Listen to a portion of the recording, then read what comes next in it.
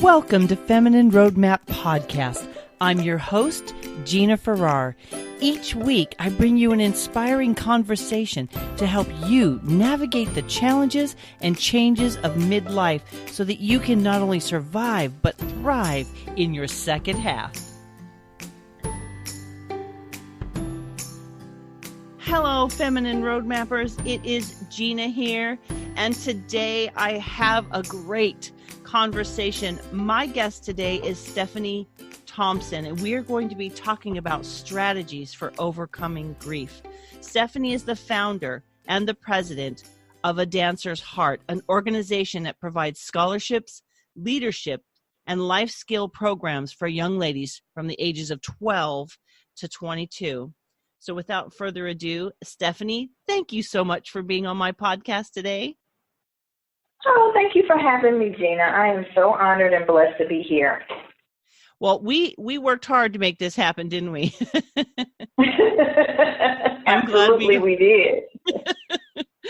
So before we get started, why don't you tell me a little bit about yourself, your story, and A Dancer's Heart? Oh, I'll be happy to. So, again, my name is Stephanie Thompson, and I am currently in Atlanta, Georgia, sunny, hot Atlanta, Georgia, and grew up in North Carolina, was raised a preacher's kid, so I have a lot of church background in me, and migrated through college and grad school, and got married, had a little girl named Imani, and she grew up to be this ballerina. I don't know if you're familiar with Misty Copeland, Gina, or not, but she wanted to be a principal ballerina. So dance was a big part of our household for a long time, for 16 years. And so in 2010, unfortunately, Imani became ill very suddenly, had a very high fever. I took her to the doctor twice. He said, oh, she probably has a little virus. Give her Tylenol and she'll be fine. And the good thing was, I was not going to let that go. So I took her to the emergency room, and they did this battery of tests. They did CAT scan, they did blood tests, they did blood work, and they didn't find anything. Now, the reason that was important was because she was off to governor's honors. So in Georgia, the top 1% of high schoolers go to this camp called governor's honors. And she was going to governor's honors and dance. She was extremely excited about it. And the other thing was she wasn't like sick. She wasn't lethargic or anything. She was her normal self. She just had a high fever. So the doctors at the emergency room said, it's okay, take her to governor's honors, just watch her. And if she doesn't feel better, then call your pediatrician. So we're in Atlanta. We took her to Valdosta, the governor's honors. And so that was on a Sunday. On Monday, she called me, and before I left, I said, Imani, if you don't feel well, call me, please call me. Her RA was a nursing student, so I was like, oh my gosh, this is so great. It's a nursing student. I don't have to worry about her. I briefed her on what was going on with Imani. So her and her dad left. And so Monday, she said, Mommy, I went to the infirmary and they gave me an antibiotic and a muscle relaxer. And I was like, they said I had some kind of infection. I said, I don't know if you should have taken that muscle relaxer. But she said, I feel renewed. I feel great. And so I was feeling good. That was Monday. We talked to her. I talked to her. Later that night, she was watching Project One Ray. Her dad called her. He spoke to her. Tuesday morning at 7:30, the resident director called me and said Imani had collapsed and to get down here. And so her dad and I rushed to Valdosta. And along the way, they kept calling from the emergency room saying, where are you? Where are you? It was a 3-hour drive between Atlanta and Valdosta. We're like, we're coming as fast as we can. We tried to talk to her on the phone, but we couldn't understand her. She was trying to talk to us on the way down. So we got to the emergency room in Valdosta and went in there to the room where they had her, and immediately I saw that she had a stroke because one side of her body was twisted. I don't know if you've ever seen anybody that's had a stroke before, but one side of the body was twisted. And I was like, oh my God, what is going on? They didn't have a clue what was going on. They were going to do an MRI. She said, the words she said to her dad and I was like, Mommy and Daddy, what took you so long? And so ultimately, those will be the last words that she would speak to me. So they took her back to the MRI. She had a major stroke, and they decided that they needed to airlift her to Gainesville, where the University of Florida's hospital was, Shands Children's Hospital. They airlifted her there so that she could have brain surgery to relieve the pressure from the stroke. Still didn't know what was going on, why, or anything. That was Tuesday night. Wednesday morning, they had the surgery. She got through the surgery. The doctor said if she can wake up and say her name, then we're in good shape. And so about 10 o'clock Wednesday morning, they called us in the conference room and they said, the Imani that you know and love is gone. And basically what they meant was 80% of her brain was gone due to the stroke. And she only had 20% left, and that was her brain stem, which controls her breathing. And they said, you have two decisions to make. You can take her to the nursing home with a feeding tube and a breathing tube, or not. So at that point, of course, we were like, what is going on? The doctor said that she was okay. She took some medicine. We still didn't know what was going on. She still didn't have a diagnosis. Long story short, they found that she had group B strep. So if you're familiar with strep A, it's what's in your throat when you get strep throat. Group B strep is usually found in old people or women who are having children, babies. She was in this less than 5% range that somehow had this group B strep.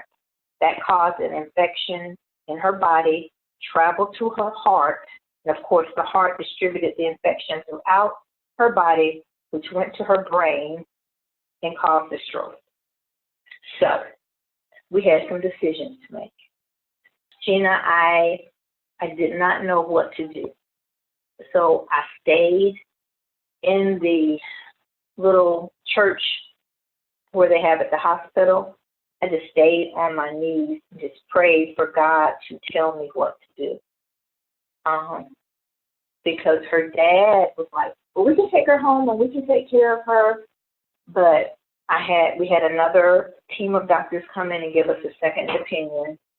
And they said that there's nothing there.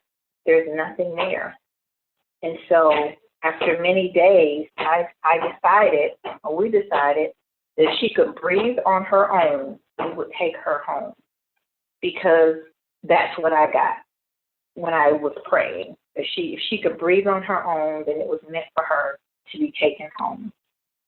Because for me, and this is my personal decision, a 16-year-old in a nursing home with a breathing tube and a feeding tube, not even knowing that she is in the world, is not living.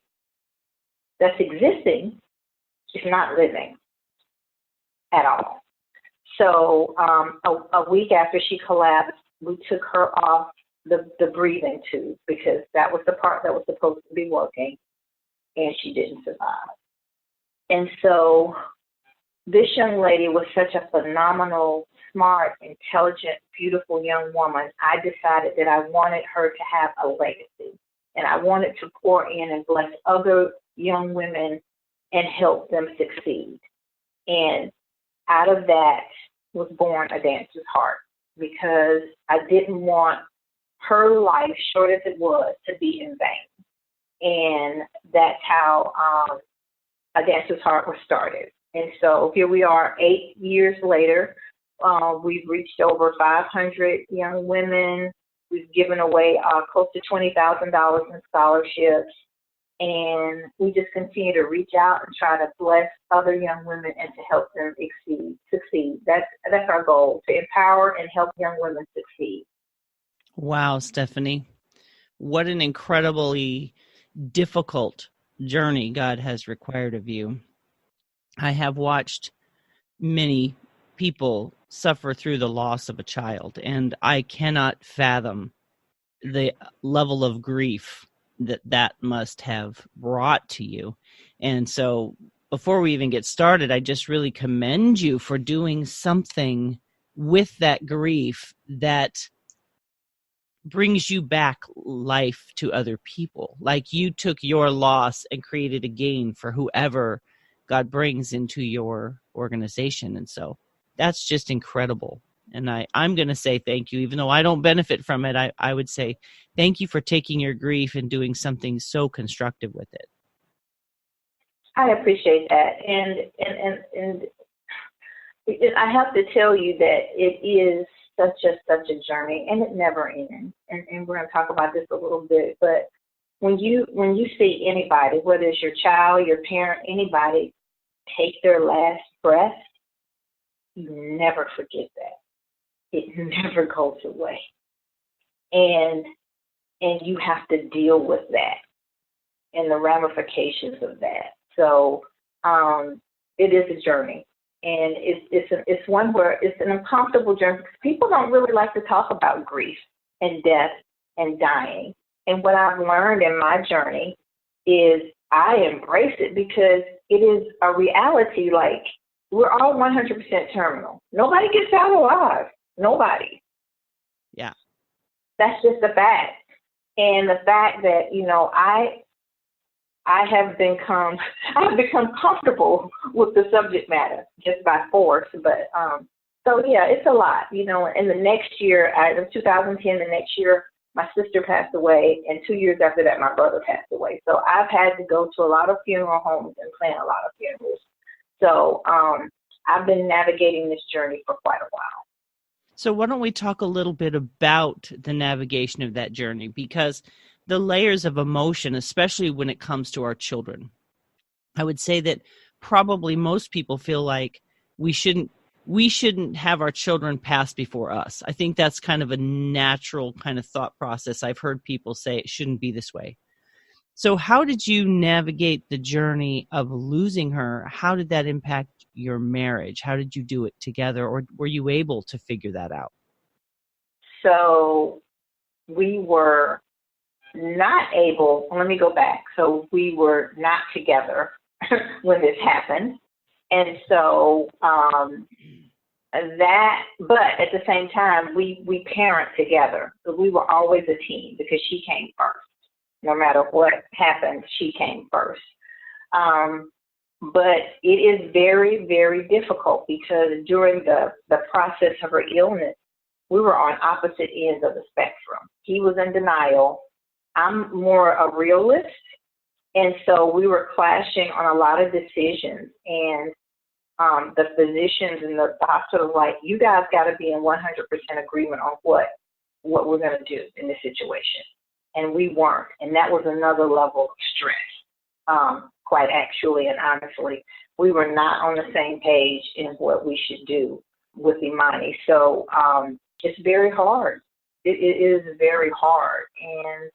But we navigated it. We made it through because at the end of the day, we wanted to do what God was leading us to do and what was best for her. And so it takes a toll on the relationship. And, a lot of people thought that we would get back together because of this. But we didn't, because we had grown apart in a lot of different ways. But we are still the best of friends. As a matter of fact, the 21st was her birthday, and we always connect on her birthday and her angel date. So, we've maintained a great, great relationship even through this tragic loss of our daughter. And it was our only child, his only child, and my only child. So there aren't any more children for us. It's interesting. I've thought about this before, and that's one of the reasons I thought it would be great to have this conversation with someone who had gone through it, is the different ways that people navigate through grief, the pacing that they go through the different levels of grief, the way they express or don't express themselves when they're going through grief, because we all have things that we hang tightly to, right? Like, I could think while you're talking that maybe for her father, it was just having her here might have felt like enough for him, even though she wasn't fully here, right? Right. Because you right. haven't lost that person, right? Like there's a certain amount of, Right. what's the word? Right. Justifying in your mind. Right. And we went through that. That's exactly true, because and then at the end of the day, I had to ask, are we doing it for her or are we doing it for us? Like, just to say that she's here, the shell of her is here, but she can't talk to us, she can't laugh, she can't communicate. That damage was done, it was gone. And until they figure out how to regenerate your brain cells, there's just lying in a bed in a hospital with nothing. You can't eat, you can't really breathe on your own. And so that's not living, and we're here to live. And so we had to maneuver through that. And you had mentioned before, losing your child first is not the natural order of things. And that's what makes it so hard. If your parents go before you, your siblings go before you, it's kind of okay, not okay, but the natural order of things. But for your child to pass before you is not the natural order. And it was difficult, because this was like the picture of her. This girl didn't even eat pizza. She was like, her body was her temple. Like, she's a ballerina. And so she really took care of herself. And that was like, why and how did this happen? After it happened, I reached out to the CDC, and I was just trying to find answers to this bacterial infection that kind of had attacked her body.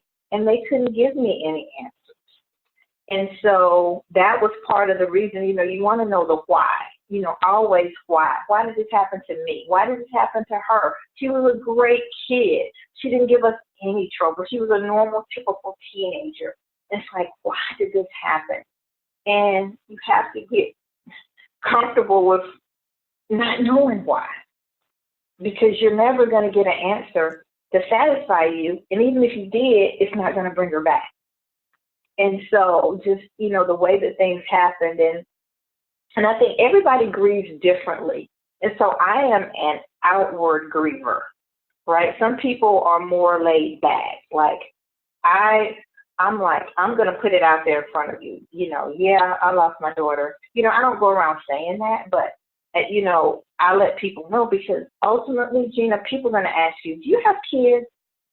And so I've had to get comfortable with that answer. Yes, I had a daughter. She passed away. And then, people change, because it is such an uncomfortable subject, and they don't know what to say, and that's okay. What I tell people is, like, if you just say, I'm sorry, that's fine. You don't have to say a lot of platitudes and, oh, she's in a better place, and, it was God's will, and, it's just all these things that in the midst of your pain, you can't really receive them in the way that they're said to you. The intent is good, but you can't receive them because they just sound like cliches. And that's helped me, because I used to be one of those people. And until this happened to me, because Imani was our first death, like my parents, if it wasn't his parents, she was the first death, so we didn't know how to navigate this thing. And so you're used to people just saying the normal type of cliche-ish things, but, say something that is just basic. It's like, I'm sorry, because you can't fix it, and anything you say is not going to make it better. That's an interesting point, because I was going to ask you, how do you navigate conversations on grief? When I started my podcast, I had a friend, I asked her to kind of stick with me for a few months to kind of help me get consistent. And so she was my co-host for the first 8.5 months, maybe 9 months of the podcast. And she had gone through cancer. And so it's a similar conversation. People are very uncomfortable talking about it, and there's just the things people say. I don't think they mean to be insensitive, Stephanie. I just think their discomfort brings out really weird things, that comes out of their mouth, and you're like, in your mind thinking, really? That's what you came up with, huh? Right. It creates awkward and kind of almost like some things can probably sound insensitive to the ears of the person who's suffering. Is that right? Right. Oh, absolutely. And I think the one that I belong to a support group, and that's one of when you talk about coping, it's like you got to get your support group and your support mechanism as you navigate grief. And it's called Compassionate Friends, and it's specific to grieving parents. And so the one piece of advice I would give to anybody, if you're going to go to a grief support group, go to a grief support group that's specific to your situation. If you lost a spouse, go to one for, widowers and widows. If you lost a child, go to one specific to parents. If you lost your parents, go to one specific, because everybody, it's not going to make sense, and everybody can't really relate to what you're going through specifically. But the one that really gets us is like, she's in a better place, or he's in a better place. And that's all you're saying to this person without any context. Now, that may be true, right? But that doesn't make you feel better, because the one that you love, specifically the person that I birthed, is not with me here today. And for me, today, here is where the better place. So I know from a spiritual and religious, it's just easy. And I think, church folks sometimes can be the worst, because they just automatically go, oh, God needed another angel in heaven. Well, God has legions of angels. He doesn't necessarily need another angel. Again, it's the intent is good, Gina, but from the perspective of the person hearing it at the time, it's just not the thing that you want to hear. Like I said before, if you just say, I'm so sorry for your loss, and nothing else, that's perfect. That's good. That's okay. Because again, you can't fix it. And a lot of times people say things to make themselves feel better, but not to the person that they're sharing it with. And I think if more awareness around that is needed. It really is. I hear what you're saying, that because we all live our life through our own lens, right? We engage with the world around us based on how we think the world works or how we would want things to be. And that's what makes relationships and these conversations difficult, is because we often assume that the person we're talking to is on that same wavelength and in agreement with everything that we think and are and do, right? We kind of think that way. So when you're in this conversation about grief, I hear you saying that really one of the most beneficial things that someone can do is just to sit with that grief with you and just say, I'm sorry for your loss, not trying to figure out how to get it back to, quote, okay again, because it will never, quote, be okay again in the same way that it was before. Is that accurate? That is. And I think the expectation is, like when I'm going to speak to when your child dies specifically, you're never the same. You're never that same person. And I tell people that I meet now for the first time, there's a before Stephanie and there's an after Stephanie. And I'm not the same person because my life is not the same. And so, but the expectation from everybody, including your family and your friends and your coworkers, are you going to be that same exact person that you were before? And honestly, I don't expect people to understand that. But I do want people to be aware of the situation, and the expectation from the person is that give me a little grace, because I've had the most devastating loss that anybody can ever experience, and don't expect me to pop back and be that same person that I was before. And so I've had to educate people. I'm going to tell you the first Christmas that after Imani passed, she passed in June of 10, and in December of 2010, I checked into a hotel Christmas Eve, and I stayed to the 26th. The main reason, most people thought I was going to commit suicide, and that was not even remotely what I was thinking of. I just wasn't feeling merry. I didn't want to be a wet blanket, and I just wanted to experience this first Christmas without her by myself. And it was really hard and difficult for people to understand that. But I just could not get in the celebratory mood. And what I realized, holidays are really difficult for a lot of people. And sometimes, and it's probably more people that do that than you think, but it's really, really difficult to be in a celebratory mood when you've lost someone and they would usually be celebrating with you. And there's that empty seat at the dinner table at Thanksgiving and Christmas, and you got to figure out how you're going to navigate as people go on with their lives, and you're not able to go on in the same way. You go on and you move forward, but not in the same way. And, you know, something inside you wants to scream like, she's gone and she mattered. And you it's not that you want people to talk about her or the person all the time, but you want them to say, oh man, it would be nice if Imani was here. So in our family, I started something, which is at every holiday, we just have a moment of silence for the ones who are not at the dinner table. And it's just as simple as that, because I think remembering is a good thing, because the people who have gone before us, they had lives and they mattered. And it's not that you dwell on it all the time. I don't dwell on Imani's death all the time. I don't forget. It's not a day that goes by that I don't remember her, but I don't dwell on it. I found ways to move forward. The nonprofit organization is one of them. But it is a recognition of even when people pass on, they mattered and their lives mattered. And that's what I'm about, is keeping those memories alive in a healthy way. What it sounds like you're saying is really there's a navigation for everybody who's in that circle. So there's the person who's the most impacted, which would be losing a child, the parents, and people understanding that parent's journey and respecting it for what it is, not trying to force it into something that makes them feel comfortable. And that's the thing with grief, is we don't know how we're going to grieve until we're going through it. Absolutely. And there are layers to it. And some people stay stuck in a level of grief for a while. Some people can kind of rocket through it, you know.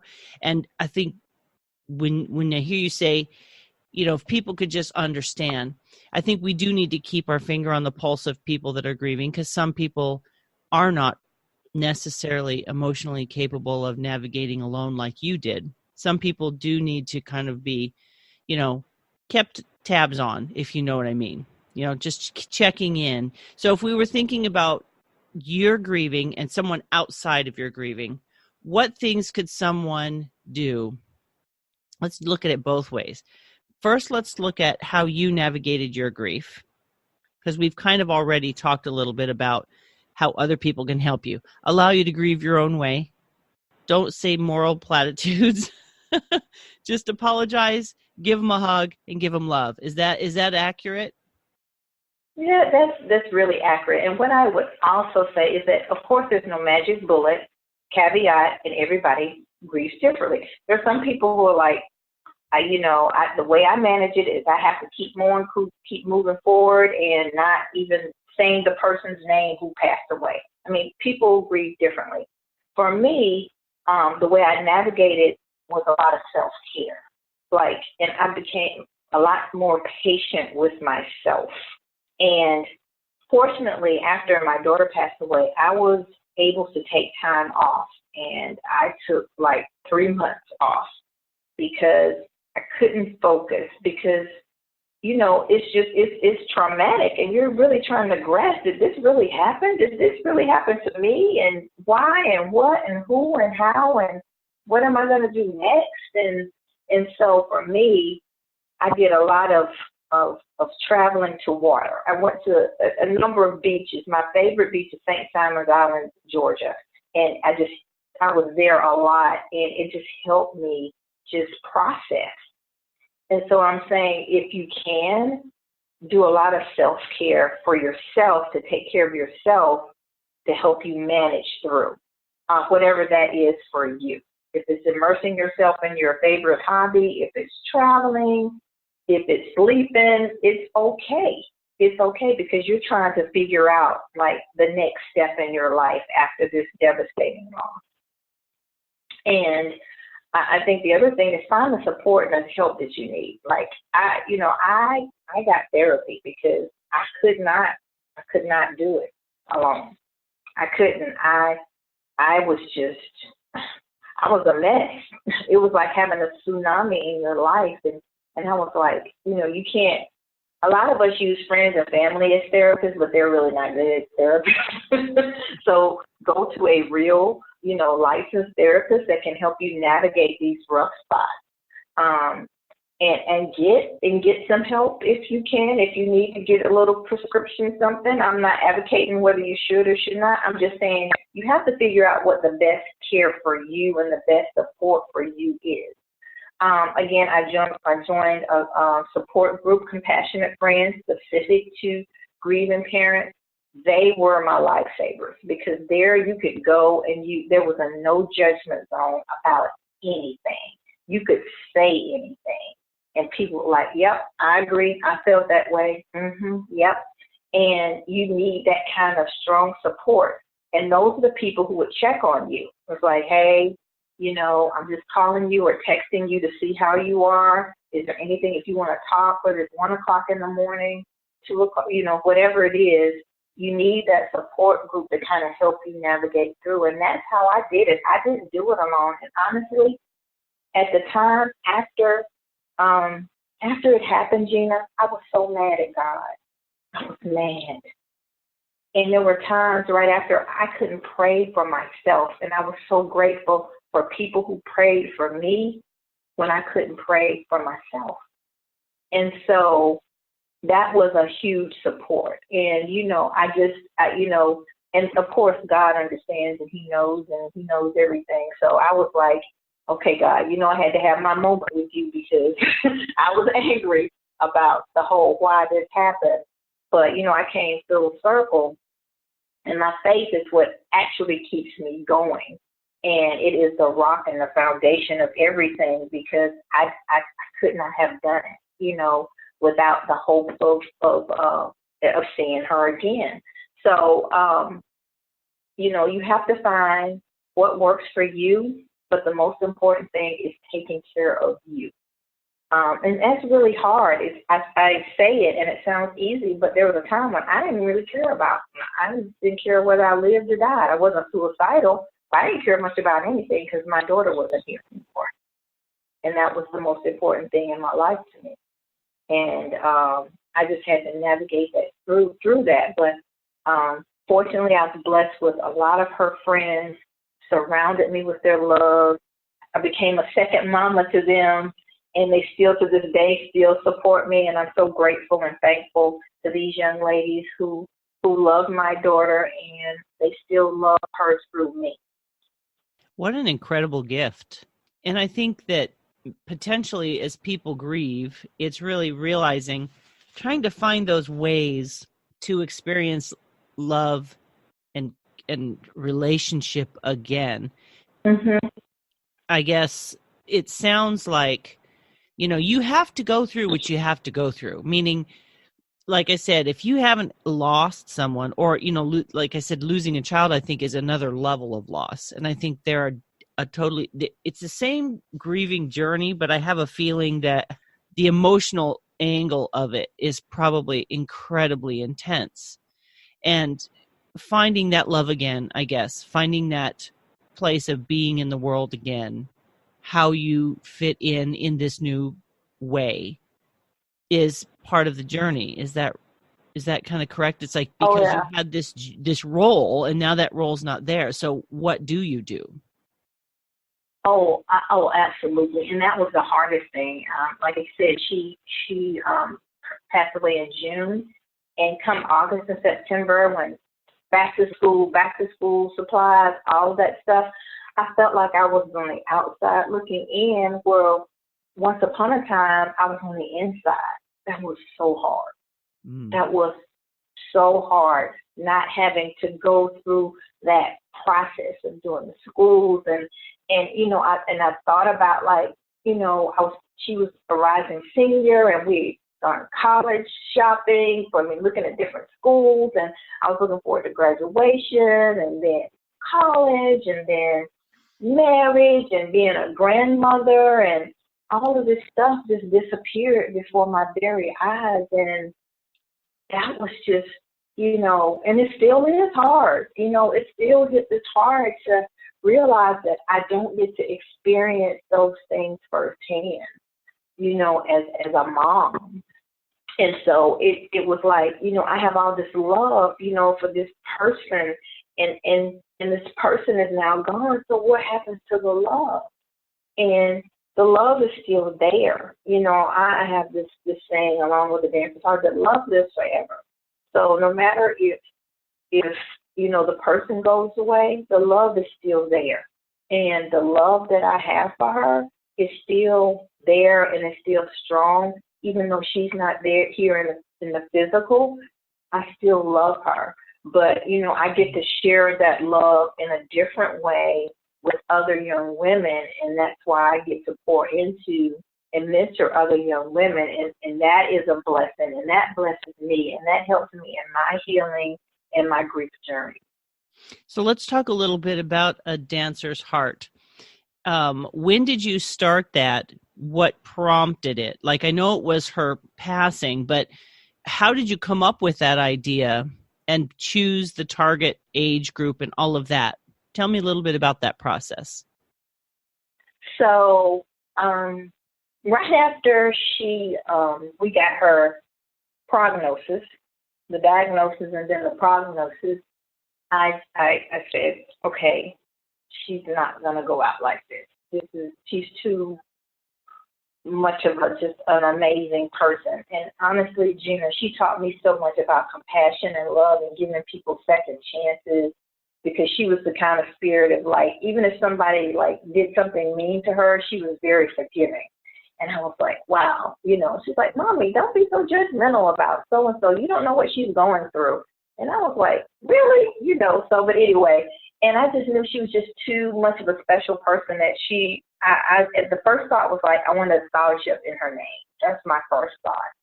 And then after she passed away, probably 6, 7, 8 months, I said, no, I want to start a nonprofit to pour to other young people, to help young girls, to help them succeed. And so she was a dancer and loved dance. We were at the dance studio a lot, just like 4 out of 5 days of the week we were at the dance studio. And because she had a big heart, one night it just came to me like a dancer's heart. And this is what we're going to do. We're going to, provide like leadership. She was a great leader in life skill programs to other young women who otherwise would not be exposed. So we've had great partners over the years with Wells Fargo and financial literacy about, how to, even start with making money decisions, getting your credit right. We've done a lot of work around emotional and mental health for young women. As we talked about, prior to starting the show, there's a lot of body shaming going on, especially on social media with young women, and teaching them how to navigate that and how to feel good about themselves, no matter, even if they don't have on the latest and greatest designer labels. But more importantly, the whole depression and anxiety is huge, and it's even starting younger now in elementary school, where kids are too anxious and depressed to get out of bed to go to school because of the pressures of school and peer pressure. It's just a lot on young people today, and it's a lot of it is driven by social media, quite honestly, and just being able to help them navigate through that. And so we have workshops. We partner with high schools, we partner with community groups, and we partner with dance schools to provide workshops to kind of help these young ladies navigate all of these challenges and social issues in today's society. Because, kids seem mature now, but they aren't. They're looking for guidance, structure, direction. And I think, parents, what I've said to parents is like, parenting is still needed. You can't let the phone parent, you can't let the television parent. You have to be hands-on if you expect success from your kids. Mm. It's an incredible way to carry on the legacy of your daughter by, taking what you learned from her and putting that love and that kindness, that graciousness that your daughter had, Stephanie. And isn't it incredible how we learn so much from our children? Yes, it is amazing, and even when she was alive, she was just a special young lady, and I've taken that and I try to learn from young people all the time now. Most of the time now is from a technology standpoint, but just other life lessons that, whenever I'm around young women and young men too, I try to learn as much as I can from them, because we don't have all the answers and they have a different perspective that's worth listening to and investigating. And sometimes I think as adults, we're like, we know best in all situations. And I don't know that that's quite true.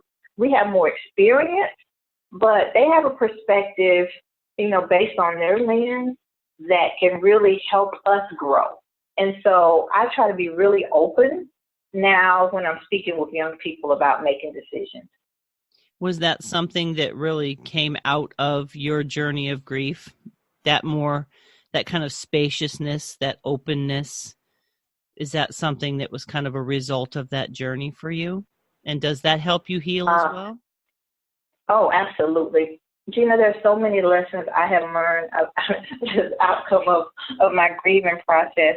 One is that openness and the whole non-judgmental part of it. The other part is really focusing on what's really important in my life. Like, what's really important? It almost goes back to that book 30 years ago or 20 years ago, Don't Sweat the Small Stuff. It's like, prior to this, I may have gotten upset about some minute thing, but now I'm like, oh, that's okay. That's not a big deal. So my perspective is like, I'm not going to focus on these little problems of somebody, late or early or didn't do something or did do something. And what we talked about before, I've really come into my own about being my authentic self.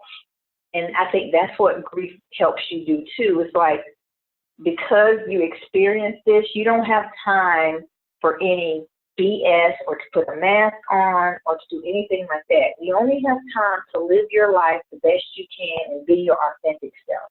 Because as uncomfortable as it is, nobody gets out alive. And you do have to use this overused cliche, is live your best life every day. Because you're here today and you're gone today. And, you don't know if you're one diagnosis away from anything, and not to be morbid or anything, but I think it helps us focus on what's really important in your life. And, I was just having a conversation with someone about work and jobs, and somebody said to me this 30 years ago or 20 years ago, and I believe it's true today. If something happened to you today, they'd have somebody to replace you within a couple of weeks. So you're working 40, 50, 60 hours. It's not that important. At the end of the day, it's same old thing. You're not going to wish I wish I had spent more time at work. So it has really helped me focus on the people who are important to me. My parents are still living. I have a sister still living. I have nieces and nephews. I have friends. I have people that I love. So I'm really focusing on loving as much and hard as I can, for as long as I can. And that's what grieving has helped me maneuver to, is to focus on how can I pour the love that I have into other people so that I can be a blessing to them. And then what I tell the young people is if somebody has poured into you, it is your job to pour into somebody else. So the cycle continues. And that's what it's all about at the end of the day. And that's Imani's legacy as far as I'm concerned. Is that continuing to pay it forward? Absolutely. Absolutely. You have to. And I think, what you're doing and the work that you're doing is not just for you. It's also to help other people. And at the end of the day, you want your life to have meant something. Let me just say it for me. I want my life to have meant something. And I want to have helped or served other people, even in a small way. And so as much as we can do that collectively, it all makes the world such a better place. That is one of the things that I fully believe in, is as each person does what they feel called to do, whatever that is, right? What they feel Right. called to do is what they should do.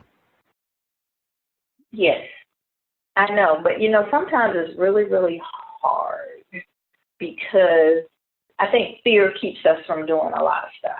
Don't you think? Like, you might feel that you have a calling to do something, but you're afraid, A, of what people will think, or B, that you're going to fail.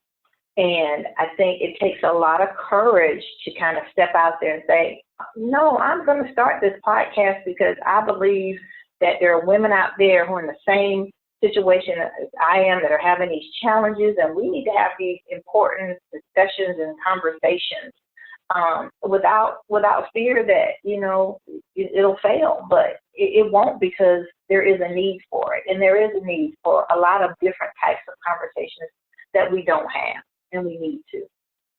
Thank you for that. And that is really one of the tenets of Feminine Roadmap, which we talked about before I hit record, which is these conversations. This particular conversation is not necessarily specifically midlife, but in the middle of our life, we are navigating so many challenges and changes, and grief definitely becomes a little bit more common the older we get. Loss becomes something of a part of the landscape to some degree. I see comments all the time about people passing. You hit your 50s and people start to become unwell. They pass, and these sort of things. And grief is, I agree with you, what you said early on. It's something we need to be, it's uncomfortable, but it's something we need to allow to exist, and we need to have the conversations about it. And if we can preempt someone's grief by having a podcast like this, where Stephanie, you share your real and authentic journey and how you walked through grief, I believe that other people will hear this, tuck it away, hopefully, and be able to come back to it as a resource when they themselves go through a grieving process. And I think as I'm processing and talking to you, what's coming into my mind is grief is a very personal journey, but it's not one you should take alone. And I think that makes Absolutely. it challenging, right?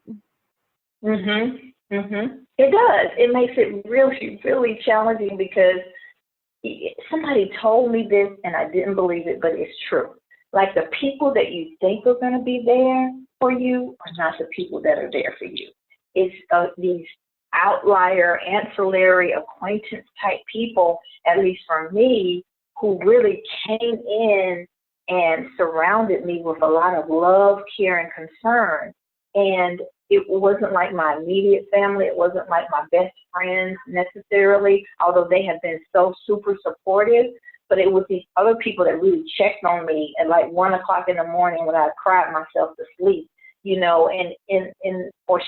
or strangers that I just met who said, I need to check in on Stephanie. So I think it's different from everybody. It's very personal, but it's also something that you should not do alone, because you can't. You can get in a very bad space. And, one of the things I have to say, Gina, is whenever I used to get down very early on, I would hear Imani's little voice in my head say, okay, mommy, I need you to keep going. I need you to keep going. And it's really, I'm her monument, and I try to remember that I'm trying to live my life in honor of her, which is to still live my best life. Because if the situation were reversed and her mama had passed, I would not want her to just lay down and be this sad sack all the time because her mama's not here. I would want her to live her best life in honor of her mom. So I'm trying to do that for her. And that's what I think about, for anybody who's passed, who's close to me, I'm trying to honor their memory in a way that they would be proud. Right, right. I think it elevates a tragic situation to an honorable and potentially very powerful vehicle to move yourself forward, but other people. In other words, instead of going inward to the degree that all you do is think about your own grief, you've decided to observe it from all angles and figure out how this can be elevated to impact, not just Yes. impact on you, but where can this impact really begin to have a greater purpose? Yes, and when I started, that wasn't like the way you articulated. That was not my purpose. It was just something born out of my love for her, right? And so, but it has grown to my love just for people in general, and to help people who are hurting, because there are a lot of people who are hurting, and you know, and that's was opened up from a compassionate standpoint. There are a lot of people that are hurting and we don't even know. And I think that's why some of the ugly, mean things that happen in this world today is because there are people who are hurting and they don't know what to do with the hurt, and nobody even checks on them to say, hey, are you okay? So at the end of the day, it's about kind of taking care of one another, and which sounds really like pie in the sky, but it's easy to do even within your own family. You know, even if, you know, the person who's sitting across the table from you at dinner, hey, you doing okay? You good? You know, just asking some simple questions so at least people know that you care. And ultimately, you know, again, it will help us all. It will help us all. But I'm so passionate about, you know, helping people through their pain, however I can do that, especially the pain of grieving, because it is such a personal and sometimes private type of pain, but you don't have to do it alone. It's almost as if I hear you saying that if you have felt that thing, you know what it is. Your gut might say, just call that person, because you're intuitively knowing you've been in that place, which gives you the empathy to be able to know, hey, 1:00 in the morning is tough. And then that's when you say, how can I just call them? Don't worry about what time it is. Right? Right. Understand. You don't. And Go ahead. Yeah, I've had people call me, text me 1, 2, 3 in the morning, and I've done the same. And it's because you're up that time of night and your mind is racing and you can't make it stop, you know, and you need somebody, and not to fix it, can't fix it, but to listen, or to cry with you, or just to say I'm sorry, or to say I love you, you know, just simple things like that, you know. But it's a need, and just like you mentioned it, it's just like checking on one another, just checking on one another. That's it. That's really simple. Have you found that in your own experience, when someone pops into your mind, when you follow through, it's like that person was in that moment of need? Like when you follow through, you're like, there it is. It is so uncanny and scary in a way, because, you know, people will say, you know, how did you know? How did you know? Or they would pick up the phone and I can tell they would have been crying. And the same has happened to me. People have called me and I'm like bawling, and somebody will call me and I'm like, oh my gosh, they're calling me. And I pick up the phone and like, you were on my mind. I had to call you. I'm glad I did. And so this thing that we have, you know, I know men have it too, but women, we have an intuition. It's just something. And I tell young women, it's like your spidey sense. If something's tingling and it's not right, you know it's not right. On the flip side, if somebody comes into your mind that they stay on heavy on your mind, you need to reach out to them. And these are, to me, this is kind of like God talking to you in a way, and you can't ignore it, and you shouldn't ignore it. Because I've ignored it, and to some like really not good consequences.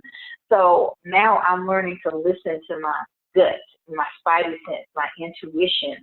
When say call so and so, you know, call her, you know, pick up the phone, text her, whatever you need to do, but reach out to that person, because I've done it with good results, and I've had it done to me, and I'm so grateful and thankful that people listen, because when they did reach out to me, it's really when I had needed to hear from someone. I think that's an important point, is remembering your own need and knowing that someone else has similar needs. They may not be able to express it, and really following through. I agree with you. It's really crazy when I think of someone, if I don't follow through, they almost always reach out to me. And I always go, geez, Gina, you did it again. You didn't follow through. So God was like, fine, I'll have them call you. Yes, absolutely. I think you just got to listen to yourself. It's that whole self-awareness. It's one of these things that, I think you have to grow into it. We're also busy running around here and there. But, what I've learned too is just to take time and just just be quiet for like 5 minutes, and a lot of stuff will come to you. It does work. I didn't think it worked, but it does. You need some just self-awareness, self-alone time to kind of help you think through things. Now, we have covered quite a bit in this last hour together. And so if you had to kind of really distill down your heart, your message, something that you really want people to take away, what 3 things would you want them to really take to heart today? Okay, well, it's hard to do with 3, but I would say be gentle with yourself, right? It's okay if you don't feel like doing something that people expect you to do. It's okay if it's okay not to be okay all the time. And I think, we live in this world where we all try to be perfect, but it's okay not to be perfect. It's okay not to be okay all of the time. So, that's one of the things that I would say. Just give yourself some grace, especially if you're in a grieving process, or you're coming, kind of out of it. It's still give yourself some grace. Second on the heels of that is self-care. Like, take care of yourself, really.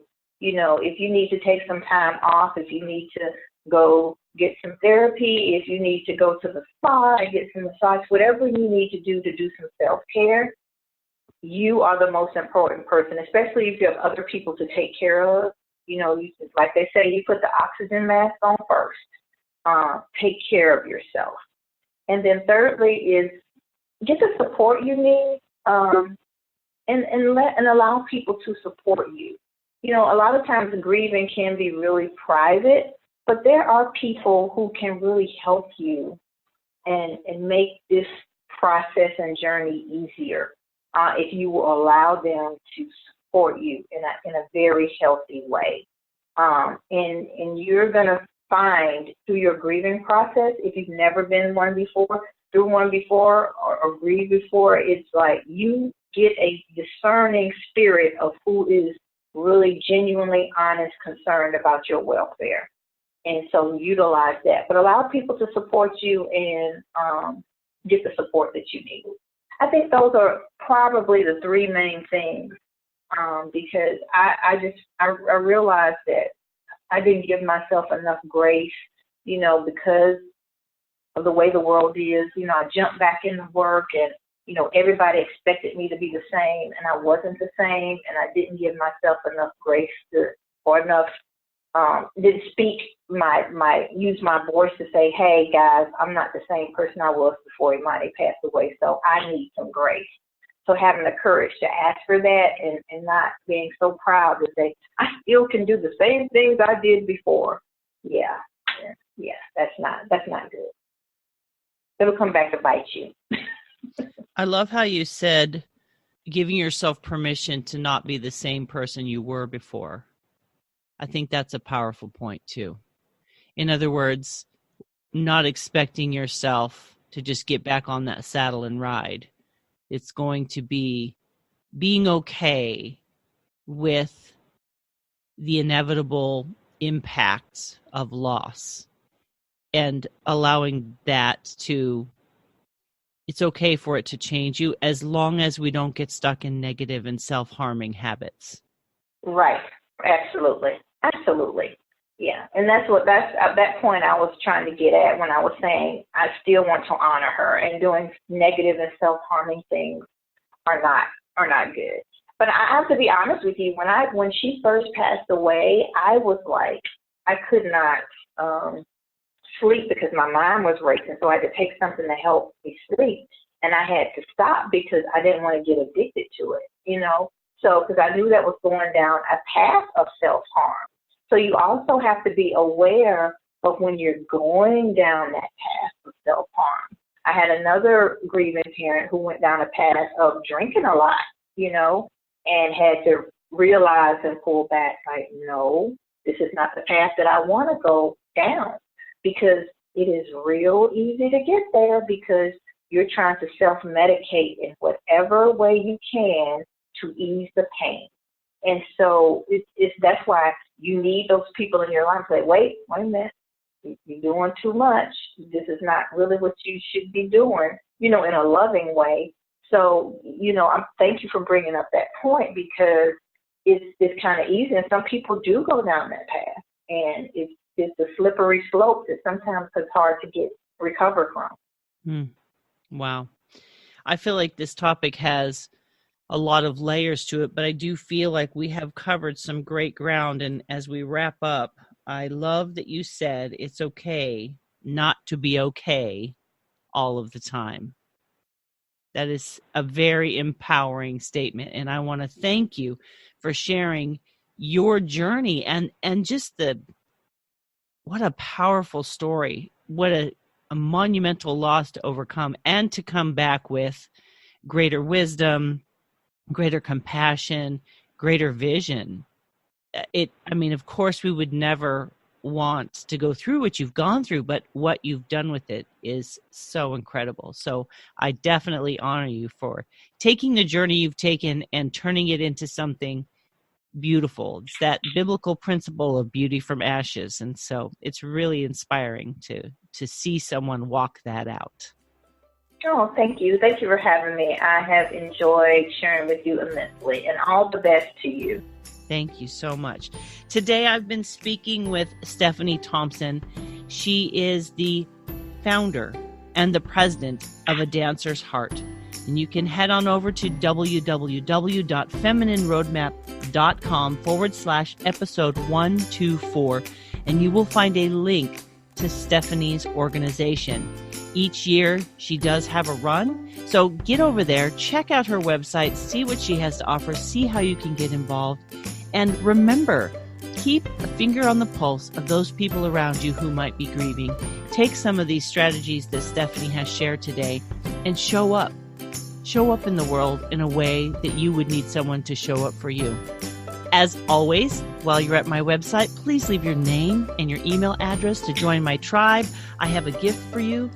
If you could please subscribe, rate, and comment. The more subscriptions and comments and ratings that Feminine Roadmap gets, the higher up the ladder my podcast gets, and the more and more women we can reach with these life-giving messages, these strategies, and these resources to help us navigate the difficulties that life inevitably brings, and we don't have to do it alone. So please, if you love Feminine Roadmap, love your sisters and share it with them, and let's make sure that this conversation reaches every single woman who needs it. So thank you so much for being a part of my tribe, for listening to Stephanie and I today, and I really look forward to sharing with you another life-giving conversation next week. And remember, it's okay to not be okay all of the time. You are loved. Thanks for being a part of my tribe. I'll talk to you again next week. Take care. Bye-bye.